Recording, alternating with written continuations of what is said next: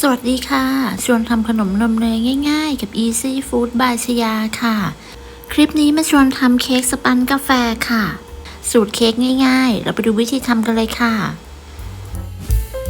เริ่มแรกเราก็มาเปิดเตาวอร์มไฟก่อนค่ะจากจะอบที่อุณหภูมิ 160 องศา ก็จะวอร์มไฟไว้ที่ 170 องศา เพื่อป้องกันไฟลดลงจากการที่เราเปิดปิดเตาค่ะ ต่อไปเรามาทำนมกาแฟค่ะใส่ผงกาแฟลงไปในนมร้อนแล้วก็คนให้เข้ากันจากนั้นพักไว้ให้เย็นค่ะเสร็จแล้วก็มาเตรียมส่วนผสมที่จะตีค่ะก็จะมีน้ำตาลเกลือไข่ไก่ค่ะจะใช้เป็นไข่ไก่เบอร์2จำนวน4ฟองแนะนำให้ตอกไข่ลงไปในโถทีละ1ฟองหากว่ามีไข่เสียจะได้ไม่เสียไปทั้งหมดค่ะ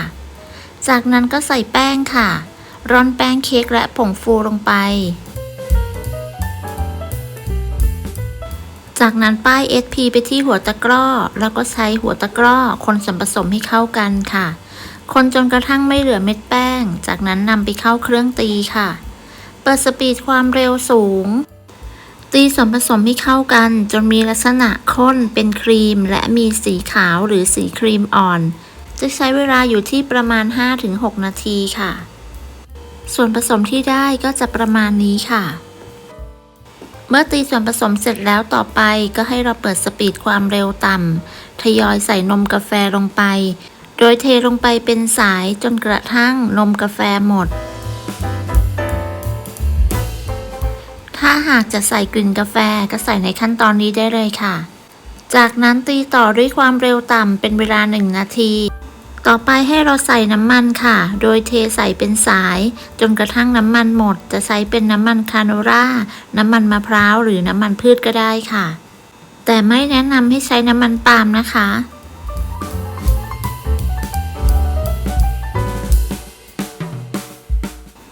ตีส่วนผสมเสร็จแล้วเรามาผสมผงโกโก้ค่ะใส่น้ำร้อนลงไปในผงโกโก้แล้วก็คนให้เข้ากัน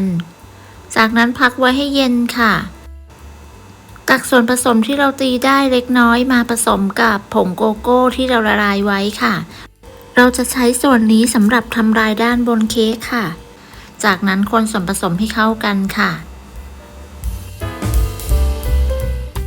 เมื่อคนเข้ากันดีแล้วก็นำไปใส่ในถุงบีบไว้ค่ะส่วนผสมที่เหลือให้นำไปเทใส่ถาดจะใช้เป็นถาด 7x7x2 นิ้วค่ะ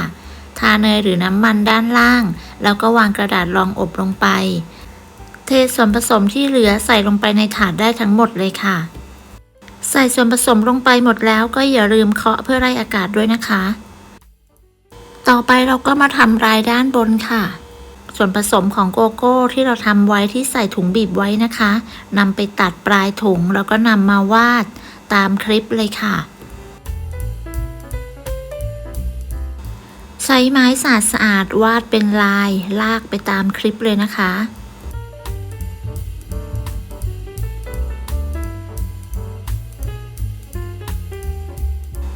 วาดลวดลายเสร็จแล้วก็นำเข้าอบได้เลยค่ะอบที่อุณหภูมิ160องศาใช้ไฟบนล่างไม่เปิดพัดลมจะวางไว้ชั้นล่างของเตาอบค่ะใช้เวลาอยู่ที่ประมาณ25นาทีค่ะจากนั้นก็ยกเค้กออกมาจากเตาอบเคาะเบาๆเพื่อไล่อากาศแล้วก็คว่ำไว้พักไว้ให้เค้กเย็นค่ะเมื่อเค้กเย็นแล้วเราก็สามารถตัดชิมได้เลยค่ะใช้มีดแซะด้านล่างของพิมพ์แล้วก็คว่ำเค้กลงนำถาดและกระดาษรองอบออกจากนั้นก็ตัดแบ่งตามใจเลยค่ะวันนี้จะตัดแบ่งออกเป็น9ชิ้นนะคะเค้กสปันกาแฟสูตรนี้เนื้อนุ่มมากๆเลยค่ะแล้วก็หอมกาแฟทานคู่กับน้ำหวานหรือชากาแฟเป็นอาหารว่างก็อร่อยเข้ากันมากเลยค่ะขอบคุณสำหรับการติดตามรับชมคลิปนี้นะคะถ้าเพื่อนๆอยู่อย่าลืมส่งกำลังใจด้วยการทักทายในคอมเมนต์หรือกดส่งสติกเกอร์หัวใจเพื่อเป็นกำลังใจให้แจ็คด้วยนะคะสำหรับคลิปนี้จะต้องลาไปก่อนพบกันใหม่ในคลิปหน้าค่ะสวัสดีค่ะ